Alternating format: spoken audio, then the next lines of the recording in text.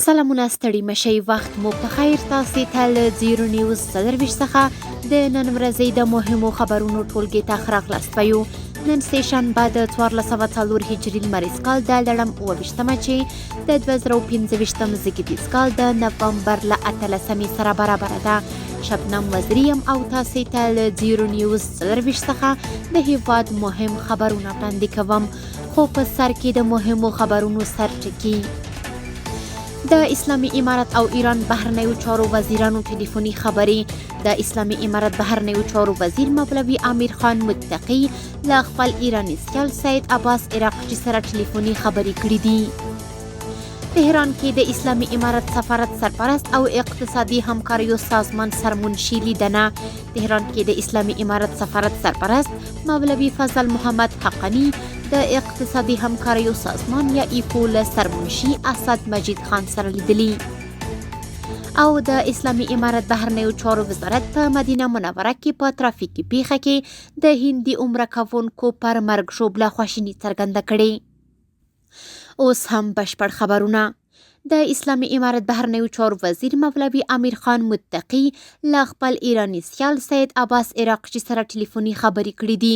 د اسلامي امارت بهرنیو چارو وزارت په یوه خبرپاڼه کې ویلي چې یا د ټلیفوني خبرې چې پرون ترسره شوې دواړو لوریو د افغانستان او ایران ترمنځ د دوړخیزه همکاریو د پراخولو او د سیمې د وروستیو تحولاتو په اړه خبرې کړې دي.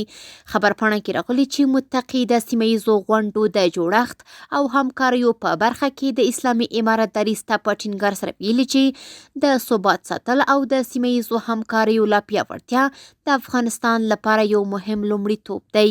خبرپاڼې زیاته کړې چې د ایران بهرنیو چارو وزیر د خپل هیواد د سیمه ییزو همکاریو د پراخولو وروستي هڅې تشریح او د سیمې د هیوادونو ترمنځ د دوامداره خبرو او ډیالوګ پر اهمیت یې ټینګار کړی. په تهران کې د اسلامي امارت سفارت سرپرست مولوي فضل محمد حقانی د اقتصادي همکاریو سازمان یا ایکو له سرمنشي اسد مجید خان سره لیدلي. په تهران کې د اسلامي امارت سفارت ویلي چې په دې لیدنه کې دواړو لوریو د سفارت او د ایکو سازمان ترمنځ د همکاریو د پراخېدو پر اهمیت ټینګار کړی او د دې سازمان په غونډو کې د اغیزمنې او رغنده ونډې اخیستو د اسانتیاو پر لارو چارو خبرې کړې دي. د اسلامي امارت بهرنیو چارو وزارت په مدینه منوره کې په ترافیکي پیښه کې د هندي عمره کوونکو پر مرګ ژوبله خواشیني څرګنده کړې. د اسلامي امارت بهرنیو چارو وزارت په یوه خبرپاڼه کې په مدینه منوره کې د هندي عمره کوونکو په ترافیکي پیښه کې چې پکې شاوخوا 43 تنه مړه او ګڼ نور ټپیان شوي خواشیني څرګنده کړې. خبرپاڼه کې بهرنیو چارو وزارت د دې دردناکې پیښې له امله د هند حکومت او د قربانیانو له کورنیو سره خواخوږي څرګنده کړي او ټپیانو ته د عاجلې روغتیا هیله څرګنده کړې. تیره اونۍ د اوسپنې پټلۍ له لارې 115,404 میټریک ټنه انتقالات شوي دي. ټولګټو وزارت ویلي چې د حیرتان بندر له لارې 98,525 ټنه، د اقینې بندر له لارې 12,595 ټنه، د تورغونډۍ بندر له لارې 15,341 ټنه او د خواف هرات له لارې 9,033 ټنه انتقالات ترسره شوي چې ټولټال 115,404 میټریک ټنه نفتي، غیر نفتي او نور مواد د هیواد ته وارد او صادر شوي دي. ټولګټو وزارت ویلي هڅه کوي ترڅو د لا زیاتو انتقالاتو لپاره مناسب شرایط برابر او سوداګرو ته اړین سهولتونه چمتو کړي او د ملي عوایدو د زیاتوالي په موخه د ریل پټلۍ له لارې د سوداګریزو توکو د لیږد رالېږد بهیر روان او چټک وساتي. او وروستی خبر هم دا چې د امام ابو حنیفه له 4 ملي نړیوال نندارتون څخه په 2مه ورځ هم سلګونه داخلي او بهرنیو لیدونکو لیدنه وکړه.